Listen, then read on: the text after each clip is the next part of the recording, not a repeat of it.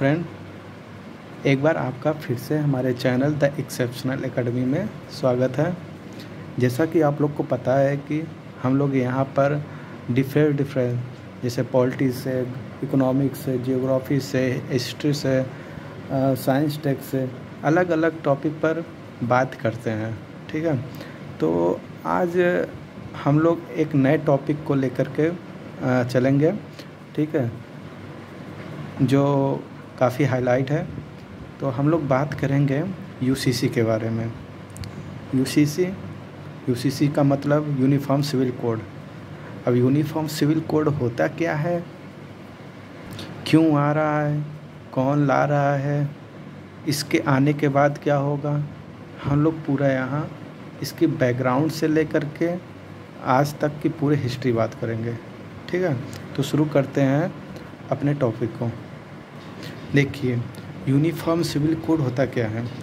Uniform civil code एक ऐसा law होती है जो एक कंट्री के अलग अलग कम्युनिटी के लोग, जो अलग अलग रिलीजियस कम्युनिटी को मानने वाले लोग होते हैं, उनकी जो पर्सनल मैटर है, पर्सनल लॉ, उसको साइड में कर करके एक ही लॉ इम्प्लीमेंट करना सभी लोगों के ऊपर, वो यूनिफॉर्म सिविल कोड है। किसका क्या रिलीजियस मैटर है, उनकी पर्सनल लॉ क्या बोलती है, उससे कोई मतलब नहीं है। आप जिस कम्युनिटी के भी हों, चाहे आप हिंदू हैं, चाहे मुस्लिम हैं, चाहे जैन हो, चाहे क्रिश्चियन है, चाहे जो भी हो, आपको एक लॉ फॉलो करना पड़ेगा और जो कि वो इम्प्लीमेंट किया जाएगा उस कंट्री के गवर्नमेंट के द्वारा, जिसको कहा गया यूनिफॉर्म सिविल कोड। अगर हम इसको बोलना चाहें तो कह सकते हैं कि एक लॉ पूरे कंट्री के लिए जो कि एप्लीकेबल होगा अलग अलग रिलीजियस कम्युनिटी के ऊपर, उनके पर्सनल मैटर के ऊपर। मतलब उनका पर्सनल मैटर क्या हो सकता है, यह पर्सनल मैटर 4 तरह के हो सकते हैं। मैरिज को लेकर के, डिवोर्स को लेकर के, इनहेरिटेंस को लेकर के और एडॉप्शन को लेकर के। इतने पर्सनल मैटर के ऊपर केवल एक कानून रहेगा और जो कि वो यूसीसी होगा। ठीक, तो हम लोग अब यहाँ डिटेल में यूसीसी के बारे में बात करेंगे। तो सबसे पहले यूनिफॉर्म सिविल कोड के बारे में थोड़ा सा लिख लेते हैं।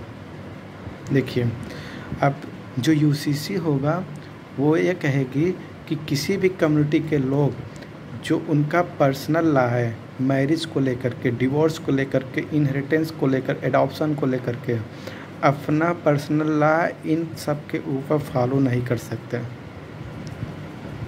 कि आप मुस्लिम हैं, आप इतने एज में शादी कर देंगे, 3 शादी कर लेंगे, 4 शादी कर लेंगे, इतने बच्चे पैदा कर लेंगे।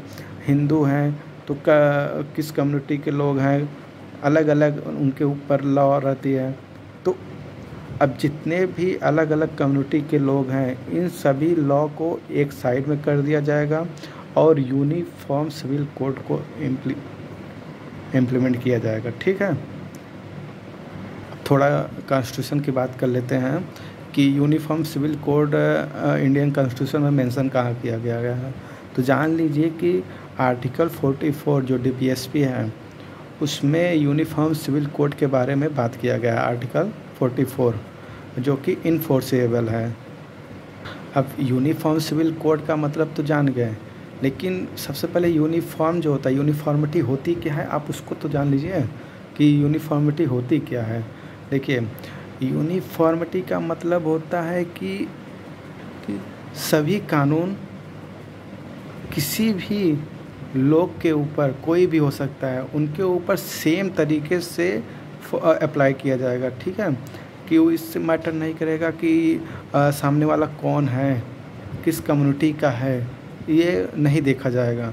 आप किसी भी कम्युनिटी, किसी भी रिलीजियस मैटर में कोई भी हो, उनके ऊपर एक सेम कानून को अप्लाई किया जाएगा। ठीक है, ये होता है यूनिफॉर्मिटी। अगर हम एक एग्जांपल के तौर पर कहना चाहें तो मान लीजिए कि आपने एक मर्डर किया या तो मैंने एक मर्डर किया, तो जो पनिशमेंट की जो प्रोसेस है वो सेम होगा, चाहे आपने किया हो या मैंने किया है। इसमें कोई डिस्क्रिमिनेशन नहीं किया जाएगा, भेदभाव। यहाँ पर यूनिफॉर्मिटी रहेगी। आपने मर्डर किया है तो आपके ऊपर भी वो पनिशमेंट मिलेगा, या तो मैंने किया तो मुझे भी वही सेम पनिशमेंट मिलेगा। ठीक है, यह चीज़ होती है uniformity. All of the law are applied the same on any person, कोई भी हो सकता है। ठीक है, इतना तो हो गया यूनिफॉर्मिटी। अब हम लोग जान लेते हैं थोड़ा बैकग्राउंड के बारे में कि यूसीसी आया कैसे। ठीक है, तो यूसीसी आने की स्टोरी शुरू होती है कॉलोनियल पीरियड से, मतलब जब ब्रिटिश हमारे यहाँ राज कर रही थी, मतलब ब्रिटिश पीरियड के दौरान। सबसे पहले 1835 में ब्रिटिश गवर्नमेंट ने एक रिपोर्ट सबमिट किया, किसको लेकर के, जब उनको ज़रूरत आन पड़ी एक यूनिफॉर्मिटी को लेकर के। किस सब्जेक्ट के बारे में, जैसे क्राइम को लेकर के, एविडेंस को लेकर के, कॉन्ट्रैक्ट को लेकर के। इनको लगा कि यहाँ पर एक यूनिफॉर्म कोड लाना चाहिए हमको। ठीक है, क्राइम को लेकर के, एविडेंस को लेकर, कॉन्ट्रैक्ट को लेकर के। और जो हिंदू और मुस्लिम जो अपनी पर्सनल लॉ बनाई हुई है इनको लेकर के, इसको साइड कर देना चाहिए, ख़त्म कर देना चाहिए। ठीक है, तो सबसे पहले 1835 में ब्रिटिश गवर्नमेंट ने इसके बारे में एक मतलब यूसीसी को लेकर के एक रिपोर्ट सबमिट किया था। तो चलते चलते ब्रिटिश के रूल में ही BN राव कमेटी बैठी। कब? 1941 में BN राव कमेटी ने सबसे पहले पर्सनल लॉ को साइड में करते हुए एक यूनिफॉर्मिटी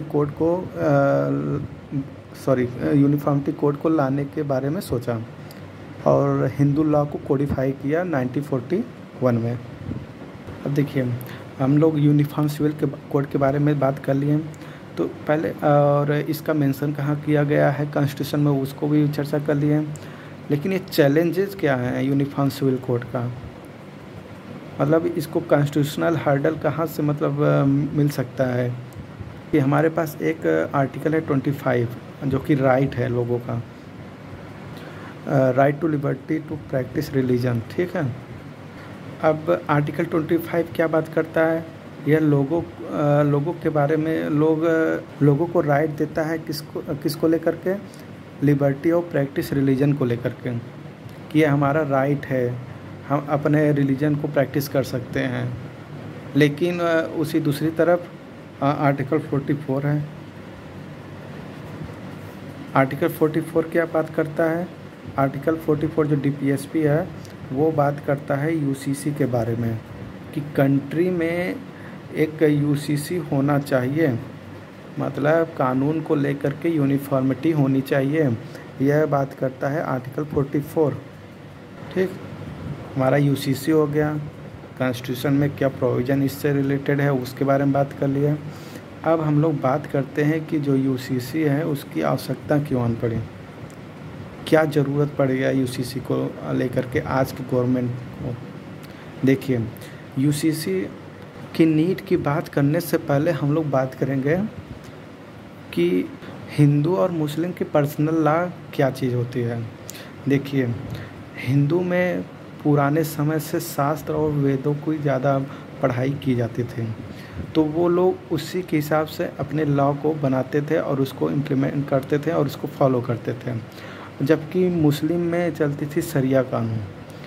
तो कॉलोनियल पीरियड आने के बाद मतलब ब्रिटिश गवर्नमेंट आई, तो ब्रिटिश गवर्नमेंट ने फोकस किया ज़्यादा कहाँ पर, हिंदू के पर्सनल लॉ पर, और उसको कोडिफाई करके उसको एक्ट अलग अलग बिल के रूप में एक्ट बनाना शुरू कर दिया। लेकिन जो मुस्लिम का पर्सनल लॉ था वो शरिया लॉ, वो वैसे के वैसे ही रह गया। अब देखिए, इसका मैं क्यों जिक्र कर रहा हूँ, अभी इसका पता चलेगा जब इसके बारे में, केस के बारे में जब हम लोग बात करेंगे कि आखिर मुस्लिम का ही ट्रिपल तलाक जो है वो कैसे यूनिफॉर्म सिविल कोड की तरफ ज़्यादा फोकस किया और इसके ऊपर सरकार को कानून बनाने की ज़रूरत क्यों आ पड़ी। ठीक है, देखिए यहाँ पर हिंदू, सबसे पहले हिंदू क्या होता है, हिंदू के बारे में जान लीजिए कि हिंदू होते क्या है। आप लोग हमेशा एक गलत वे में पड़ जाते हैं कि हिंदू को गलत ढंग से सोच लेते हैं कि हिंदू मतलब एक कम्युनिटी की बात किया जा रहा है, जबकि ऐसा नहीं है।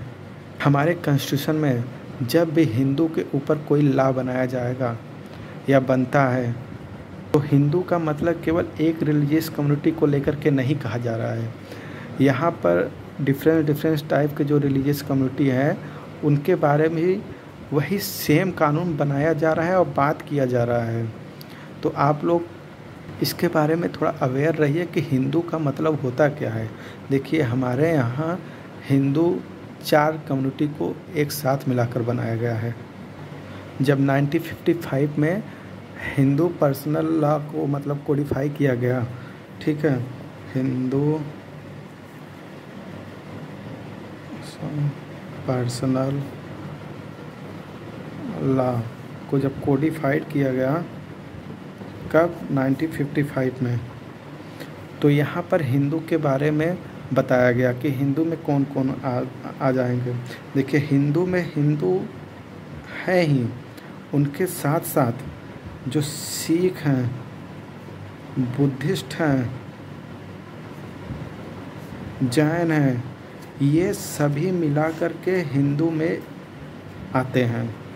ठीक है, मतलब कि अगर हिंदू के ऊपर कोई बिल या कोई एक्ट बनाया जा रहा है या कोई कानून आ रही है तो उनके साथ साथ सिख भी उस सिख को वो कानून इम्प्लीमेंट होता है, उनके ऊपर भी इम्प्लीमेंट होता है, और बुद्धिस्ट जैन सब के ऊपर हो रहा है। ये 4 जो होता है इनको इंडियन कॉन्स्टिट्यूशन में हिंदू कहा गया है। आप हिंदू का एक्ट ले लीजिए, जैसे हिंदू मैरिज एक्ट हुआ, हिंदू स्पेशल मैरिज एक्ट हो गया आपका, हिंदू विडो री मैरिज एक्ट हो गया, ठीक, हिंदू सक्सेशन एक्ट हो गया। ये सभी जो बात करते हैं वो इन चारों रिलीजियस कम्युनिटी को बारे में भी बात करते हैं कि ये सब जो एक्ट बना हुआ है ये सेम है इन सभी लोगों के ऊपर। यह हिंदू का मतलब ये हुआ, ठीक है, हमारे इंडिया में, जो कि हमारे कॉन्स्टिट्यूशन कहती है।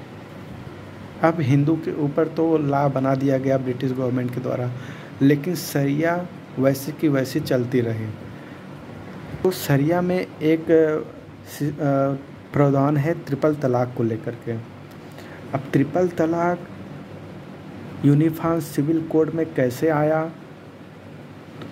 कैसे नहीं, अब इसके बारे में कुछ केसेस आए थे, उसके बारे में हम बात करेंगे। देखिए हमारे यहाँ जो यूसीसी से रिलेटेड जो केस है वह 3 ऐसे केस हैं जो यूनिफॉर्म सिविल कोड के बारे में बात करते हैं। सबसे पहला केस है शाह बानो बेगम केस का, जो 1985 में आया था। एक सरियल मुदगल केस था यूनियन ऑफ इंडिया का 1995 का, और लास्ट सायरा बानो जो ट्रिपल तलाक को लेकर के आई थी 2017 में। ठीक है, अब इनके बारे में थोड़ा हम बात कर लेते हैं। देखिए आप लोग इन केसेस के बारे में अवेयर रहिएगा, थोड़ा ये मेंस में लिखने में काम आएगा। अब देखिए शाह बानो बेगम वर्सेस मोहम्मद अहमद खान जो 1985 में आया था। देखिए शाह बानो बेगम क्या थी, कौन थी?